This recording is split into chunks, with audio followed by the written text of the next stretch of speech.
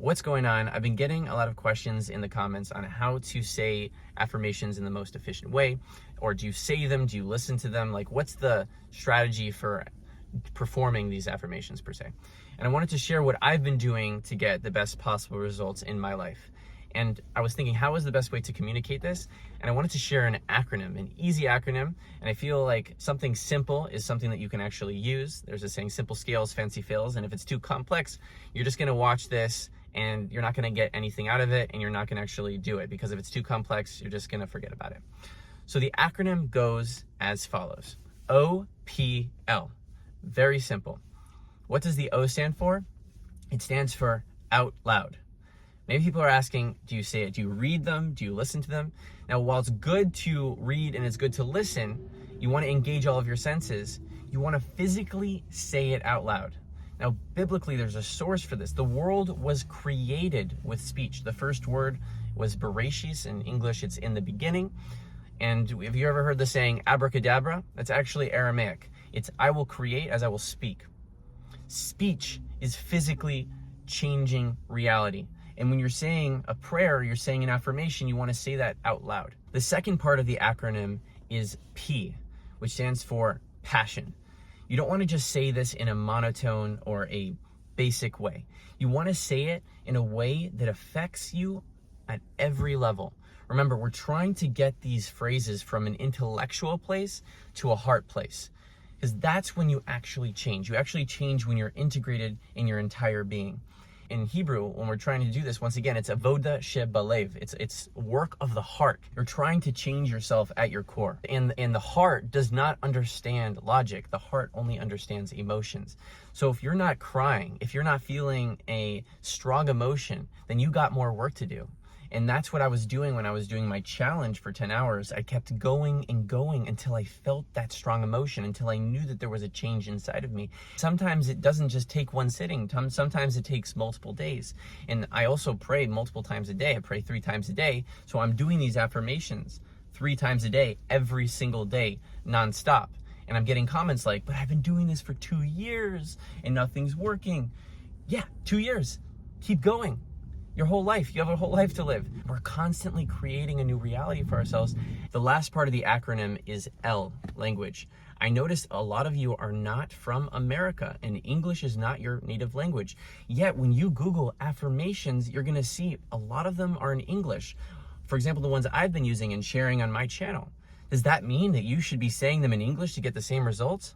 Absolutely not. Remember, from the last one, we're trying to get these affirmations from your head to your heart to change you in an integrated way.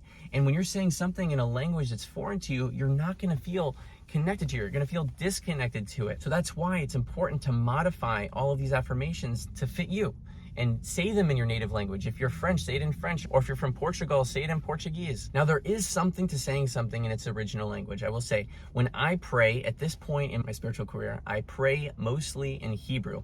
And what's the reason for that? For a couple reasons. One, the words in Hebrew are very potent. And when you distill something to another language, you lose things in translation. For example, one of the most famous phrases in Judaism is called the Shema. Shema Yisrael, Hashem Elokeinu, Hashem Echad.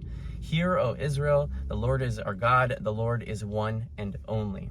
When you say the first word, Shema, Shema means to hear. But what it also means is to hear, to listen, and to understand. And from that, you have so much beauty. You can actually, from that, explain what is hearing. Hearing is understanding someone. It's listening to a place where you completely get the other person in front of you, or you understand what's going on. That's real communication. Communication is going from just hearing the words all the way to understanding the person. Now, you're gonna lose that with just the words hear, listen, understand. They're disconnected. They're 3 different words in English, but in Hebrew, they're one thing. And another reason to say something in its original language, I'd like to use a metaphor for this. If you're going to make a persuasive argument, are you gonna paraphrase someone, or are you gonna do a direct quote? You know, if you're really trying to get the original words someone said, you can say it in your own way, or you can look at the words on the page and say it the way they intended it.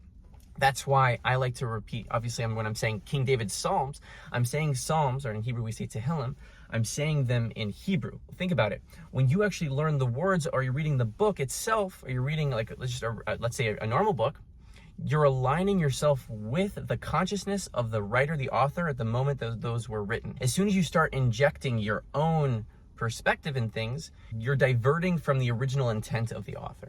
So there is to be said about saying things in the original language when it comes to creating and crafting affirmations, and we're trying to affect your heart. Remember, this is avodah shebalev, this is service of the heart.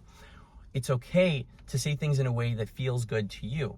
And by the way, language includes using words that are emotionally charged. I remember when I used to work as a cashier at Target, people would ask me how I was doing, and most cashiers would say, I'm doing good. I would say, I'm doing outstanding. Thank you for asking. And by doing that, not only did I affect myself and I felt way better than I could have, but I also made the other person feel better as well, because they're used to the same pattern of people feeling average all the time. But no, I wanted to feel outstanding. And I also do this when I'm talking about negative emotions. Instead of saying I'm depressed or I feel awful, I say, you know what, I'm feeling a little bit down. I'm numbing the negative. I'm setting a higher low point and I'm setting a higher high point, so I can experience emotions on a different level, all because I'm being careful with my language. And those are the three things that make up the acronym OPL. Once again, it's out loud, passion, and language. And together, that's how I've been saying my affirmations to get the best results. If you're new here, I'm excited to mention that I just created a community where we're going to be practicing these affirmations with this framework called Affirmations for the Soul. I will link it down in the description.